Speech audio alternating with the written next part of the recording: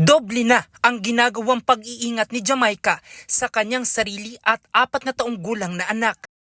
Take din kami ng ginger tea, yung suob, it helps a lot. Bagong taon magkaka-flu ulit, so parang sana naman hindi siya talaga mag-spread. Bukod sa trangkaso, pinangangambahan niya rin ang pagkalat ng super flu. Ito'y kasunod ng kumpirmasyon ng City Health Services Office na mayroon ng 18 kaso ang lungsod. The start po kung kailan natin siya nakita, based on the December result that we got, it's on October 15. Kaya nung time din po na yon, maraming nagkaroon ng mga flu-like illness.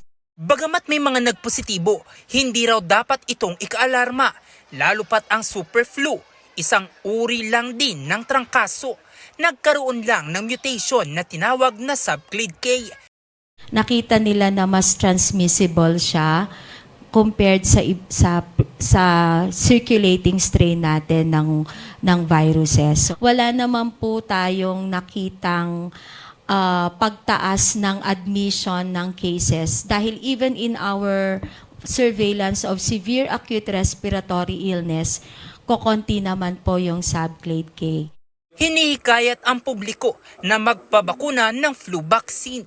The good thing is that it's not even more severe, pero yung current vaccine that we have, responsive naman siya. So we actually advise the vaccine to the people. Sa kabila nito, payo nila sa publiko ang regular na paghugas ng kamay, pagpapalakas ng resistensya, pagsusuot ng face mask lalo na kung immunocompromised, at agarang pagpapakonsulta kapag may naramdamang sintomas. Jose Robert Invitor, RNG News.